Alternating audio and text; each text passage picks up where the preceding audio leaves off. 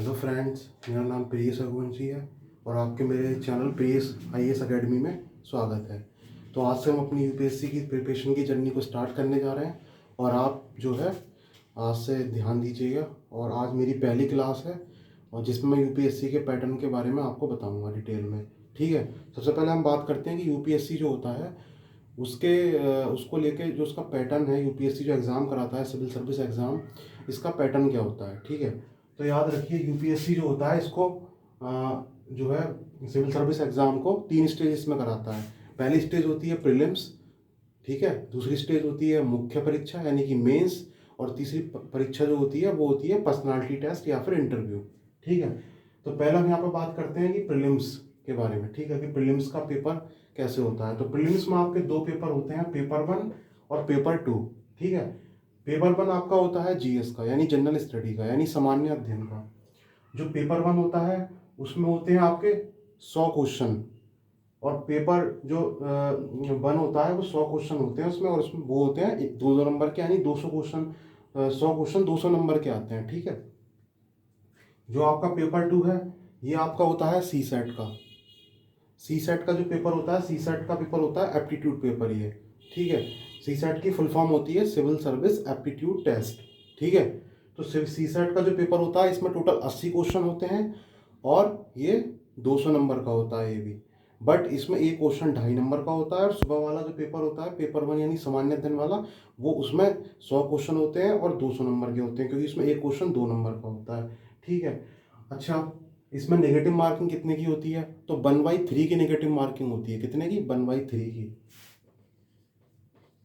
ठीक है, उसके बाद आपका जब आप ये क्वालिफाई कर लेते हैं देन आप मुख्य परीक्षा में बैठते हैं जिसको बोलते हैं मेंस, और मेंस में आपके होते हैं टोटल 1750 नंबर के यानी कि 1750 नंबर के आपके 9 पेपर होते हैं। लेकिन याद रखना इन 9 पेपर में से जो आपके ये नीचे के 7 पेपर हैं, यानी कि जो ये वाले नीचे के 7 पेपर हैं इनके ही मार्क्स जुड़ते हैं सिर्फ फाइनल जब रैंक बनती है आपकी उसमें या फाइनल मेरिट में। ठीक है, ये ऊपर के जो 2 पेपर हैं पेपर 1 और पेपर 2 यानी सामान्य यानी कि भारतीय भाषा वाला पेपर और जो अंग्रेजी वाला पेपर है, ठीक है, इन दोनों के नंबर नहीं जुड़ते हैं। ठीक है, और ये जो भारतीय भाषा वाला पेपर होता है इसमें क्या होता है कि इसमें किस चीज़ का पेपर होता है आपका, हमारे जो भारतीय संविधान है उसकी जो 8वीं अनुसूची में जो 22 भाषाओं को संवैधानिक दर्जा प्राप्त किया है हमारी भारत सरकार ने, उन 22 भाषाओं में से किसी भी एक भाषा को आप चूज कर सकते हैं, चुन सकते हैं या चुनाव कर सकते हैं, और उस भाषा का ही आपका यहाँ पे पेपर होगा। लेकिन वो उन 22 भाषाओं में से आपको चुनाव करना होगा,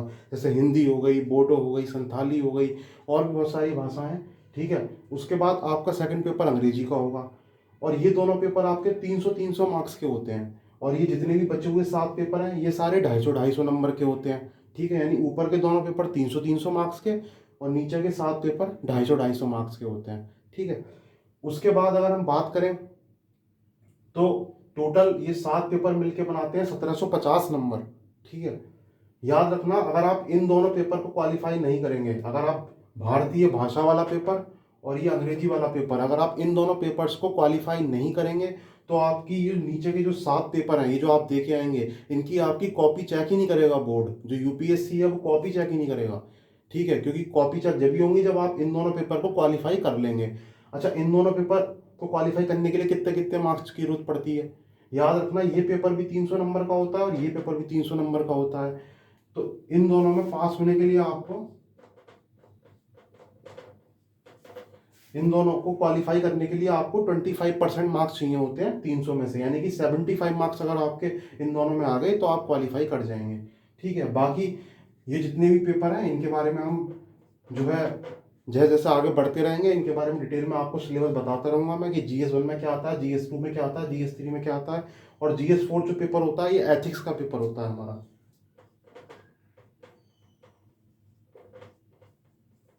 ठीक है, एथिक्स का पेपर होता है, इसका भी मैं आपको बता दूंगा कैसे तैयारी करनी होती है।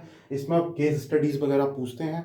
ठीक है, मेनली इस पेपर को देने का मतलब यूपीएससी का ये होता है कि वो आपकी डिसीजन मेकिंग पावर को चेक करना चाहता है कि आप कितने अच्छे डिसीजन ले सकते हैं, कितना ऑप्टिमिस्टिक डिसीजन ले सकते हैं जब आप as a civil servant civil service join करेंगे उसके बाद।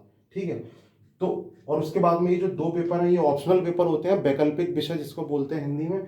ये एक यूपीएससी का जो हर साल नोटिफिकेशन निकलता है, उसमें आपको जो लिस्ट दी होती है वैकल्पिक विषयों की, उसमें से कोई सा एक विषय आपको चूज करना होता है, चुनाव करना होता है, उसी विषय का आपका यहाँ पे पेपर होता है। ये भी 250 का होता है, ये भी 250 का, सारे 250 का होते हैं, बस ये दोनों 300 के होते हैं।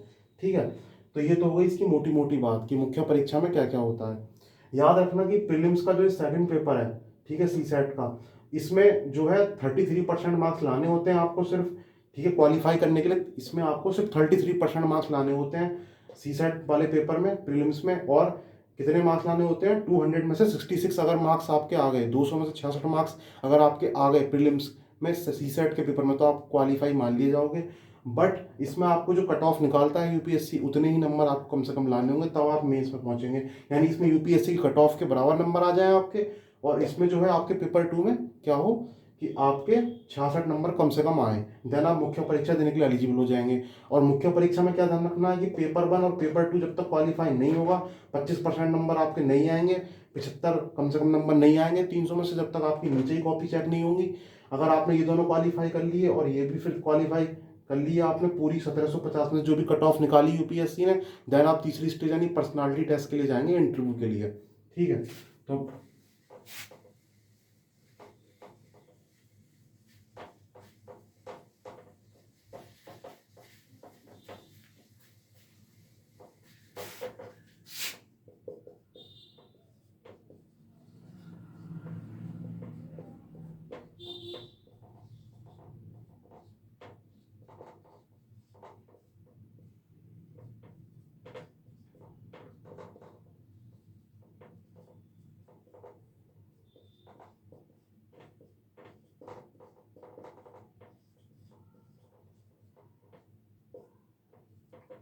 अब देखिए, थर्ड स्टेज आपकी होती है इंटरव्यू की। थर्ड स्टेज में क्या होता है आपका, पर्सनालिटी टेस्ट यानी कि इंटरव्यू। ठीक है, और इंटरव्यू में आपके कितने नंबर का होता है, 275 नंबर का होता है। तो आपके जो मेंस के 7 पेपर हो गए, यानी पेपर मेंस में दो पेपर तो क्वालिफाइंग नेचर के होते हैं, पेपर 1 भारतीय भाषा और पेपर 2 अंग्रेजी वाला। उसके अलावा जो 7 पेपर होते हैं वो कितने नंबर के होते हैं, 1750 नंबर के। और उसके बाद 275 नंबर का होता है इंटरव्यू। यानी टोटल जो यूपीएससी की फाइनल रैंक आपकी बनेगी, जो फाइनल मेरिट आपकी बनेगी, वो कितने नंबर में से बनेगी आपकी, 2025 में से। ठीक है, कितने में से, 2025 मार्क्स में से। ठीक है, तो ये आपको मैंने थोड़ा थोड़ा इंट्रोडक्शन दे दिया है कि यूपीएससी कैसे मतलब एग्जाम कराती है। सिविल सर्विस का 3 स्टेज होती हैं, प्री मेंस इंटरव्यू। ठीक है, अगली वीडियो में हम अपना स्टार्ट करेंगे GS1 से। ठीक है, हम पहले क्या स्टार्ट करेंगे, GS1। और GS में सबसे पहले कौन सा सब्जेक्ट स्टार्ट करेंगे, सबसे पहले स्टार्ट करेंगे हम हिस्ट्री। ठीक है, तो हिस्ट्री से हम शुरुआत करेंगे अपनी, और हिस्ट्री में हम सबसे पहले एंशिएंट हिस्ट्री शुरू करेंगे, प्राचीन भारत का इतिहास। सबसे पहले मैं आपको एक वीडियो बना के पूरा सिलेबस बताऊंगा कि प्राचीन भारत के इतिहास का यूपीएससी के हिसाब से सिलेबस क्या है, क्योंकि सिलेबस जानना सबसे ज़्यादा जरूरी है। बिना सिलेबस जाने आप सिविल सर्विस की तैयारी कर ही नहीं सकते हैं। सबसे पहले आपको सिलेबस ही याद होना चाहिए।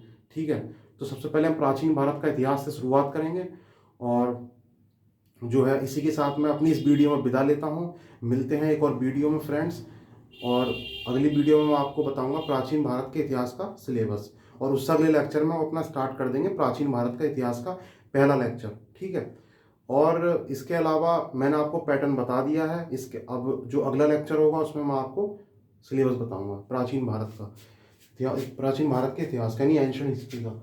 और याद रखना गाइस कि प्लीज़ मेरे चैनल को सब्सक्राइब जरूर करना। मेरे चैनल का नाम है प्रियेश IAS अकेडमी चैनल। अगर आप इसको यूट्यूब पे सर्च करेंगे प्रियेश IAS अकेडमी चैनल के नाम से, देन मेरा चैनल आ जाएगा। आप इसको सब्सक्राइब कर दीजिएगा, और जो मेरी वीडियोज़ हैं उनको लाइक करना प्लीज़ गाइस, शेयर करना अपने दोस्तों के साथ, अपने व्हाट्सएप ग्रुप में, जहाँ भी आप बातचीत करते हो अपने दोस्तों से, कांटेक्ट रखते हो। और जो है अगर आपको ये वीडियो अच्छी ना लगे तो आप डिसलाइक भी कर सकते हैं। अपनी कमेंट जरूर करें वीडियो के नीचे और मुझे बताएं। अभी हो सकता है कि मुझसे, अभी मैंने स्टार्ट किया अपना चैनल, तो मुझसे ही मेरी दूसरी ही वीडियो है, तो मुझसे जो है कोई गलती हो, तो अगर गलती हो तो मुझे इसके लिए माफ़ कर देना।